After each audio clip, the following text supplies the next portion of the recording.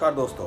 मान लीजिए आप अपनी किसी भी जमीन या फिर अपने किसी भी मकान को बेचने के लिए रजिस्ट्रार के ऑफिस जाते हैं और वहां जाके आपको पता लगता है कि उस जमीन पे ऑलरेडी किसी और का कब्जा हो चुका है और फिलहाल के टाइम वो जमीन किसी और ही के नाम पे है। तो दोस्तों डेफिनेटली मैं पक्के से बोल सकता हूँ कि अगर आप ये खबर सुनेंगे तो आपके पैरों के नीचे से जमीन खिसक जाएगी। दोस्तों ऐसा ही कुछ हुआ है तमिलनाडु के एक गांव में। उस गांव में एक राजगोपाल नाम का आदमी था जिसको अपनी 1 एकड़ जमीन को बेचना था। तो वो रजिस्ट्रार के ऑफिस जाते हैं और वहां जाके उनको पता चलता है कि वो जमीन तो उनकी है ही नहीं, सारे के सारे पेपर उनके नाम पे है, लेकिन उसके बावजूद उनको पता चलता है कि वो जमीन किसी और की हो चुकी है और उनका मालिक कोई और नहीं बल्कि वक्फ बोर्ड है। बात बढ़ती है तो रजिस्ट्रार से पता चलता है कि सिर्फ राजगोपाल की ही नहीं बल्कि पूरे गाँव की जमीन वक्फ बोर्ड के नाम हो चुकी है। इस गाँव में एक 1500 साल पुराना मंदिर भी है जो कि आज के टाइम में वक्फ बोर्ड के नाम हो चुका है। ये बातें सुन के मुझे पहले तो बिल्कुल यकीन नहीं हुआ, लेकिन उसके बाद मैंने थोड़ी सी रिसर्च की और फिर रियलाइज किया कि ये बिल्कुल हो सकता है, बिल्कुल पॉसिबल है इंडिया में। मैं जल्दी से आपको वक्फ बोर्ड के बारे में शॉर्ट में बता देता हूँ।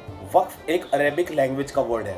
इसका सिंपल मीनिंग ये है कि ऐसी कोई भी संपत्ति जो अल्लाह के नाम पे दान कर दी गई है। वक्फ वो संपत्ति होती है जिसको अच्छे कामों के लिए इस्तेमाल में लाया जा सके, जैसे कि स्कूल, कॉलेज या फिर अस्पताल। और ऐसी कोई भी जमीन जो कि इस्लाम के काम में इस्तेमाल की जा रही है वो भी जमीन को वक्फ कहा जाता है। सबसे डेंजरस बात तो ये है, अगर कोई भी जमीन वक्फ के अंडर आ जाती है तो उसको किसी भी हालत में वापस नहीं निकाला जा सकता। आपको ये जान के हैरानी होगी कि इंडियन आर्मी और रेलवे के बाद में जो सबसे ज्यादा जमीन है वो है वक्फ बोर्ड के पास इंडिया में। अब इन सभी चीजों के बीच में सवाल तो ये उठता है कि तमिलनाडु के उस गांव में करीब 300 एकड़ की वो जमीन वक्फ बोर्ड के नाम कैसे हो गई, क्योंकि वक्फ सिर्फ उस जमीन को रख सकता है जो कि उन्हें किसी ने दान की हो।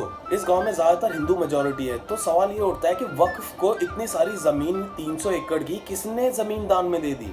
अभी हाल ही में गवर्नमेंट ने को आदेश दिया हुआ है कि वो अपनी सारी प्रॉपर्टी और जमीनों की डिटेल्स गवर्नमेंट को देगी, क्योंकि ये माना जा रहा है कि जो वक्फ की मनमानी है वो सिर्फ तमिलनाडु में नहीं बल्कि पूरे भारत में चल रही है। वक्फ बोर्ड मैनेजमेंट के अनुसार उनके पास आज के टाइम में करीब 8 लाख एकड़ जमीन है, जो कि 2009 में सिर्फ 4 लाख एकड़ थी। तो आप खुद सोच के देखिए आज के टाइम में वो जमीन डबल हो चुकी है। दोस्तों मैंने ये वीडियो किसी एक पर्टिकुलर कम्युनिटी को टारगेट करने के लिए बिल्कुल नहीं बनाई है, ये तो सिर्फ एक खतरनाक सच के बारे में आपको बताने के लिए थी।